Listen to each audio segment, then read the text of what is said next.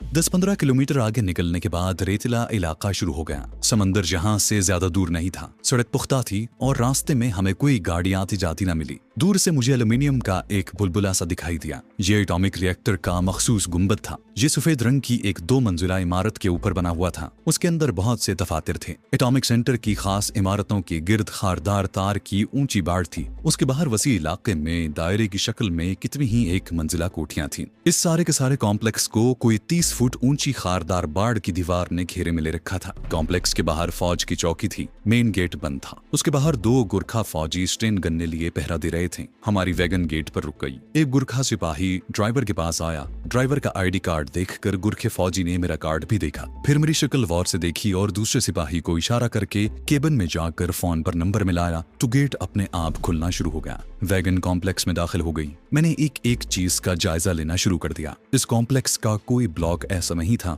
जिसके बाहर कोई गुरखा सिपाही स्टेन गन लिए पहरे पर न खड़ा हो। कुछ सफेद लंबे कोट वाले साइंसदानों को मैंने एक ब्लॉक से निकलकर दूसरे ब्लॉक में जाते देखा। हमारी वैगन एटॉमिक कॉम्प्लेक्स के अकाउंट्स ऑफिस के सामने जाकर रुक गई। चीफ अकाउंट्स ऑफिसर एक काला कलोटा दुबला पतला तमिल था। उसके बालों में सफेदी की झलक थी। वो माथे पर तिलक लगाए मेज पर बैठा काम कर रहा था। मुझे देखकर ड्राइवर से तमिल जबान में कुछ पूछा। ड्राइवर ने भी तमिल जबान में कोई जवाब दिया। अकाउंट्स ऑफिसर ने जरा सा सर हिलाया, मेरा आईडी कार्ड देखा, अपने दस्तखत और दफ्तर की मोहर देखी और अंग्रेजी में बोला, तुम लॉन्ड्री वाले का नया आदमी है। मैंने कहा यस सर। अकाउंट ऑफिसर की मेज पर उसके नाम की तख्ती पड़ी थी। स्वामी कृष्णन चट्टी लिखा था। चट्टी वहां की बड़ी आम जात है। मद्रास और केरला में आपको चट्टी जात के बहुत लोग मिलेंगे। मैंने एहतियातन ज्यादा गुफ्तगू न की। मिस्टर स्वामी ने एक रजिस्टर मेरे आगे कर दिया। मैंने उस पर एक जगह दस्तखत कर दिए। उसने एक खास रजिस्टर दराज में से निकाल कर खोला। मेरे दस्तखत का एक नमूना पहले से वहां मौजूद था। मिस्टर चट्टी ने मेरे दस्तखतों का मुआवजा किया और चेक निकाल कर मुझे दे दिया। मैंने शुक्रिया अदा किया और दफ्तर से बाहर आ गया। बाहर वैगन मेरे इंतजार में थी। उसमें बैठा और वापस शहर आ गया। चेक वाजबी साहब के हवाले किया तो वो बोले, मियां बरखुरदार, अब तुम ही जाकर चेक लाया करोगे। ये मेरे मिशन की दूसरी कामयाबी थी।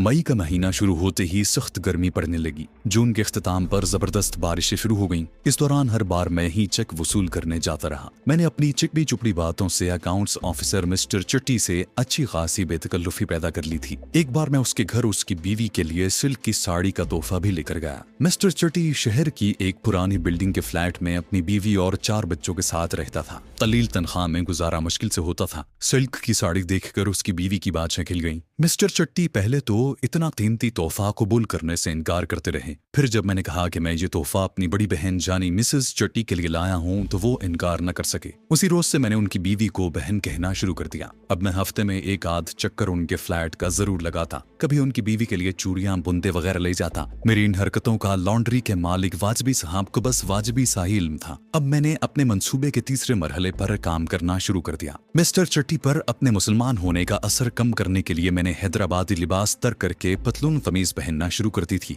जो कि जुनूबी हिंद के हिंदू और मुसलमान नौजवानों का आम पहनावा है। एक रोज मैं मिठाई का डिब्बा और मिसेस चट्टी के लिए एक खूबसूरत चप्पल लेकर शाम को उनके फ्लैट पर गया तो मिसेस चट्टी बेहद खुश हुए। उनकी बीवी ने फौरन कॉफी बनाई। अब मैंने तमिल जबान में थोड़ी बहुत गुफ्तगू करना शुरू कर दी थी। अपनी तमिल जबान को रवान करने के लिए मैं अक्सर वहाँ उसी जबान में बात करता था। कॉफी आई तो मैंने इधर उधर की बातें करने के बाद बड़े अफसरदा लहजे में मिस्टर चट्टी को बताया कि लॉन्ड्री में वाजबी साहब मेरा बड़ा ख्याल रखते हैं, मगर वहाँ मुझे जो तनख्वाह मिलती है उससे मेरा गुजारा नहीं होता। मालिल कोटला में मेरी एक बेवा बहन है जिसके 4 बच्चे हैं। उनकी गुजर औकात भी मेरे ऊपर है, क्योंकि चचा ने हमारी जायदाद में से उसे कुछ नहीं दिया। मैंने कुछ ऐसी अदाकारी की कि मिस्टर चट्टी मुतासिर हो गए। कहने लगे, मैं तुम्हारी नौकरी का किसी दूसरी जगह बंदोबस्त करता हूँ। जब मैंने उन्हें बताया कि मैं BSc हूँ तो वो उछल पड़े। बोले, ये तुमने मुझे पहले क्यों नहीं बताया था? मैं तुम्हें अपने एटॉमिक कॉम्प्लेक्स में ही नौकरी दिलवा सकता हूँ। तुम ऐसा करो कि उन्होंने उस वक्त अपनी बीवी को कहा कि अलमारी में से कागज कलम लाओ। उन्होंने मुझसे अंग्रेजी में दरखास्त लिखवाई। एक हफ्ते बाद मैं उनके यहाँ गया तो ये खुशखबरी सुनी कि 2-4 दिनों में मेरा काम बन जाएगा। एटॉमिक कॉम्प्लेक्स में नौकरी हासिल करना कोई खाला जी का घर नहीं था। बड़ी जबरदस्त तहकीकात हुई थी, लेकिन मिस्टर चट्टी ने डायरेक्टर एटॉमिक सेंटर के सामने हाजिर होकर कहा कि वो मुझे जानते हैं और मेरी पूरी जिम्मेदारी लेते हैं। मिस्टर चट्टी की वहाँ बहुत इज्जत थी और बेहद असर और रसूख रखता था। मुझे एटॉमिक कॉम्प्लेक्स में असिस्टेंट बॉय की नौकरी मिल गई। मेरी ड्यूटी एटॉमिक रिसर्च ब्लॉक के तहखाने के एक ऐसे ऑफिस में लगी जहाँ रिसर्च के नताइज का अहम डाटा जीरोक्स करके भाभा एटॉमिक सेंटर को तज्जिये के लिए भेजा जाता था। मुझे कॉम्प्लेक्स के अंदर ही एक क्वार्टर भी मिल गया, जहां मैं दफ्तर ही के एक मुलाजिम मिस्टर रामा राव के साथ रहने लगा। वाजबी साहब को जब मालूम हुआ कि मैं एटॉमिक कॉम्प्लेक्स में मुलाजिम हो गया हूँ तो बेहद खुश हुए। मेरी तरक्की पर उन्होंने मेरे हक में मजीद दुआ की। मैंने यहाँ अपने मंसूबे के मुताबिक इंतहाई दानतदारी, खामोशी और जिम्मेदारी से काम शुरू कर दिया। मैं वक्त पर ऑफिस से आता, वक्त पर वापस आता, जी लगा कर काम करता, किसी से फालतू बात न करता, हर एक को अदब से झुककर सलाम करता। रिसर्च ब्लॉक के लोग मेरी इज्जत करने लगे। इस ब्लॉक के डायरेक्टर ने मेरी दयानतदारी और एहसास जिम्मेदारी से मुतासिर होकर मुझे तरक्की देकर सीक्रेट ब्लॉक के एक अहम ऑफिस में मुंतकिल कर दिया।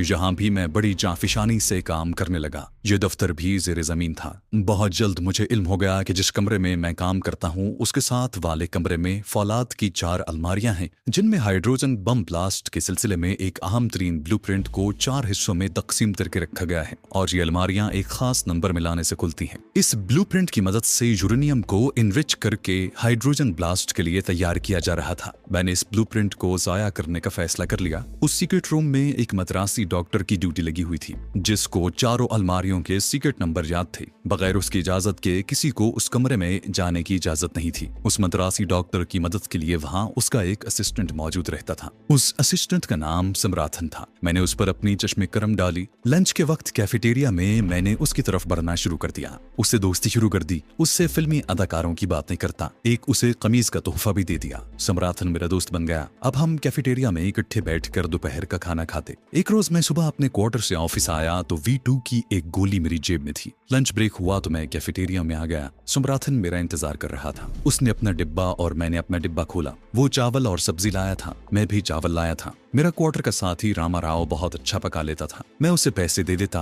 और हम मिलकर खाना खाते। समराथन और मैं तमिल में बातें करते हुए खाना खाने लगे। कूलर चंद कदम के फासले पर दीवार के अंदर लगा हुआ था। खाना खाते खाते मैं खाली ग्लास लेकर उठा और कूलर में से ठंडा पानी ले आया। इस दौरान मैंने उसमें V2 बेरंग और तेजी से हल हो जाने वाली बेजायता गोली डाल दी। मैंने ग्लास मेज पर रख दिया। समराथन की आदत थी कि हमेशा खाना खाने के बाद पानी पीता था। खाना खत्म हुआ तो उसने V2 की गोली वाला हलशुदा ग्लास उठाया और खटाखट पी गया। मैंने इत्मीनान की सांस ली और नतीजे का इंतजार करने लगा। नतीजा कैफेटेरिया में न निकला। समराथन अपने कमरे में और मैं अपने कमरे में आ गया। बमुश्किल कोई 5 मिनट ही गुजरे होंगे कि समराथन की सीक्रेट रूम में से शोर की आवाज आई। उसका बॉस मद्रासी डॉक्टर घबराया हुआ बाहर निकला और बोला, समराथन का दिमाग खराब हो गया है, इसे संभालो। हम सब कमरे की तरफ लपके। समराथन सीक्रेट रूम से बाहर आ गया। वो बुलंद आवाज में इंडियन कांग्रेस हुकूमत के खिलाफ तकरीर कर रहा था। उसी वक्त उसे काबू में कर लिया गया। सिक्योरिटी वाले उसे बाहर ले गए। दफ्तर में चेमेगोइयां होने लगी कि समराथन को अचानक क्या हो गया है। किसी ने कहा कि वो शुरू ही से कांग्रेस हुकूमत के खिलाफ था। कोई बोला, अरे गर्मी उसके दिमाग को चढ़ गई है। बहरहाल समराथन को अस्पताल पहुंचा दिया गया और सीक्रेट रूम से उसका काम खत्म कर दिया गया। अब उसकी जगह पर काम करने का सवाल उठा तो मैंने मिस्टर चट्टी की खिदमत हासिल की। उनकी सिफारिश पर मेरा रिकॉर्ड देखा गया। मेरा रिकॉर्ड बेहद काबिल एतमाद था। मुझसे कभी कोई भूल चूक नहीं हुई थी। मुझे समराथन की जगह सीक्रेट रूम में तैनात कर दिया गया। अब मैंने अपनी खुश इखलाकी, मीठी मीठी बातों और तोहफे की मदद से मद्रासी डॉक्टर गोपालन पर अपनी नर्म दिली, अखलाक और शराफत का सिक्का जमा दिया। हफ्ते में 1-2 बार ऐसा होता था कि एटॉमिक रिएक्टर ब्लॉक से कोई न कोई इंडियन साइंसदान आता। मद्रासी डॉक्टर उसके लिए खुफिया नंबर मिलाकर बारी बारी 4 फौलादी अलमारियां खोलता। इंडियन साइंसदान अलमारी में रखे ब्लूप्रिंट के 4 हिस्सों को देखकर अपनी नोटबुक पर कुछ लिखता और चला जाता। मैंने देखा कि सीक्रेट ब्लूप्रिंट की 4 अलमारियों के नंबर मद्रासी डॉक्टर को पूरी तरह याद नहीं है। वो हर बार जेब से चाबी निकालकर अपनी दराज खोलता, उसके अंदर रखी किसी कॉपी से नंबर पढ़कर अलमारियां खोलता जाता। अब मैंने अपनी अगली स्कीम पर गौर करना शुरू कर दिया। मैंने ये खुफिया नंबर हासिल करने थे। मैंने अपने गले में पड़े मुकद्दस नक्श को आजमाने के बारे में सोचा कि क्यों ना मद्रासी डॉक्टर के दिल पर मुकद्दस नक्श का असर डालकर उससे खुफिया नंबर हासिल कर लो और फिर इसी नक्श के असर से हुक्म दूं कि वो सब कुछ भूल जाए। लेकिन इसमें बहुत बड़ा खतरा था। अगर किसी वजह से मद्रासी डॉक्टर पर नक्श का असर न हुआ और मैंने उसकी आंखों में आंखें डालकर कहा कि मुझे अलमारियों के खुफिया नंबर बताओ तो मैं मारा गया था। उसके बाद मेरा बचाव मुश्किल ही नहीं, नामुमकिन था। मैं 2-3 रोज तक इस मसले पर गौर करता रहा। एक रोज मैं कैफेटेरिया में अकेला बैठा कॉफी पी रहा था कि अचानक एक स्कीम मेरे जहन में आ गई। मैं खुशी से झूम उठा। मैंने केमिस्ट्री पढ़ रखी थी। मैंने एक ऐसा बेजायका महलूल सफूफ तैयार किया जिसके चंद कतरे पीने से इंसान निस्फ घंटे के लिए बेहोश हो जाता है। इसका तजुर्बा मैंने अपने क्वार्टर में एक चूहे पर किया। मैंने दूध में इस महलूल को छोटी सी शीशी में डालकर बंद किया, उस पर से उंगलियों के निशान मिटाए और रुई में लपेटकर अपनी जेब में रखकर दफ्तर आ गया। 4 बजे मैं और मद्रासी डॉक्टर गोपालन कॉफी पिया करते थे। वहीं कमरे में इलेक्ट्रिक कॉफी पॉट रखा था, साथ ही 2 मग भी पड़े रहते थे। उस रोज मैंने जानबूझकर डॉक्टर गोपालन से कहा कि गुरुजी, आज आप अपने हाथ से कॉफी बनाएं। डॉक्टर गोपालन मुस्कुराता हुआ उठा और कोने वाली मेज के पास खड़े होकर कॉफी बनाने लगा। मैं दोनों मग साफ करके ट्रे में रखकर उसके पास आ गया। मैंने डॉक्टर गोपालन के मग में शीशी से चंद कतरे डाल दिए, फिर शुगर पॉट खोलकर पूछा, डॉक्टर गुरुजी, चीनी तो आप वही आधा चम्मच पिएंगे ना? डॉक्टर गोपालन ने इस बात में सर हिलाया और कॉफी तैयार करके पहले मेरे मग में फिर अपने मग में डाली और हम अपनी मेज पर आकर बैठ गए और कॉफी पीते हुए बातें शुरू कर दी। शाम 6:30 बजे हम सीक्रेट रूम को लॉक करते थे। अभी 2 घंटे बाकी थे। बातें करते करते डॉक्टर ने ऊँघना शुरू कर दिया और फिर बेहोश हो गया। उसके मग में अभी कॉफी पड़ी थी। मैंने रुमाल से उसके मग पर लगे हुए अपने उंगलियों के निशान साफ कर दिए। उसकी जेब से चाबी निकाल कर दराज को खोला। कॉपी में से अलमारियों की खुफिया नंबरों की मदद से बारी बारी चारों अलमारियां खोलकर हाइड्रोजन ब्लास्ट के ब्लूप्रिंट निकाल कर मेज पर रखे। अलमारियों को उसी तरह बंद करके नंबरों की मदद से ताले लगाए। एक बार फिर रुमाल से अलमारियों पर अपनी उंगलियों के निशान पोंछे। अपने कॉफी के मग में बेहोशी के महलूल के चंद कतरे डाले। ब्लूप्रिंट को बाथरूम में ले जाकर आग लगाकर बैतुल खला के सिंक में डाल दिया। ब्लूप्रिंट के चारों हिस्से देखते ही देखते जलकर राख हो गए। फिर मैंने सिंक की हत्थी नीचे कर दी। पानी का एक पुरशोर रेला आया और ब्लूप्रिंट की राख और बचे कुचे टुकड़ों को बहा कर ले गया। बाथरूम में एयर कंडीशनर का ब्लोर लगा हुआ था। धुआं तेजी से बाहर निकल गया। अपनी उंगलियों के निशान साफ करके मैंने रुमाल की मदद से मेज की दराज बंद करके चाबी बेहोश डॉक्टर गोपालन की जेब में रख दी। इस सारे काम में कुल 7 मिनट सर्फ हुए थे। अब मैंने अपने मग में से कॉफी के 2-3 घूंट पिए और अपने बेहोश होने का इंतजार करने लगा। 1.5 मिनट बाद मेरा सर बोझल होने लगा। आंखें अपने आप बंद हो गईं और फिर मुझे कोई होश न रहा। होश आया तो डॉक्टर का अमला और सिक्योरिटी गार्ड्स हमें होश में लाने की कोशिश करते नजर आए। Chief security officer, director research और डायरेक्टर जनरल चारों फौलादी अलमारियां खोले तलाशी ले रहे थे। मद्रासी डॉक्टर गोपालन भी होश में आ चुका था। हमारे बयानात लिए गए। डॉक्टर गोपालन ने कहा कि कॉफी पीते ही उस पर गुनूदगी तारी हो गई और वो बेहोश हो गया। मैंने भी अपने बयान में यही कहा। मगों में बची हुई कॉफी का तज्जिया किया गया तो मालूम हुआ कि उसमें बेहोशी की दवाई मिलाई गई थी। अलमारियों में से ब्लूप्रिंट के चारों हिस्से गायब थे। हम दोनों को हेल्थ यूनिट में पहुंचा दिया गया। फौरन एक बोर्ड ने तहकीकात शुरू कर दी। नतीजा वो निकला जिसके लिए मैंने ये सारा मंसूबा तैयार किया था। तहकीकाती ऑफिसर ने अपनी रिपोर्ट में लिखा कि दुश्मन का कोई एजेंट एटॉमिक कॉम्प्लेक्स में मौजूद है, जिसने मौका देखकर मिस्टर उमर हयात यानी मुझे और डॉक्टर गोपालन को दवा पिलाकर बेहोश कर दिया और इंतहाई कीमती ब्लूप्रिंट्स निकाल कर फरार हो गया। इस तहकीकाती रिपोर्ट के बाद कॉम्प्लेक्स में हिफाजती इंतजामात सख्त कर दिए गए। जगह जगह सिक्योरिटी गार्ड्स मुतय्यन हो गए और कॉम्प्लेक्स में महकमे ने अपने एजेंट छोड़ दिए ताकि उस जासूस का सुराग लगाया जा सके जिसने ब्लूप्रिंट्स चुरा लिए थे। मेरा ख्याल था कि मैंने मंडापम एटॉमिक रिएक्टर को पाकिस्तान के खिलाफ तैयार किए जाने वाले हाइड्रोजन बम से महरूम कर दिया है, लेकिन बहुत जल्द मालूम हुआ कि मेरा ख्याल गलत है, क्योंकि उसी ब्लूप्रिंट की 2 नकलें भाभा एटॉमिक सेंटर महाराष्ट्र में मौजूद हैं और उनकी 4 कॉपियां बहुत जल्द मंडापम एटॉमिक कॉम्प्लेक्स में पहुंचने वाली हैं। अब मैंने इस कॉम्प्लेक्स ही को धमाके से उड़ाने का फैसला कर लिया।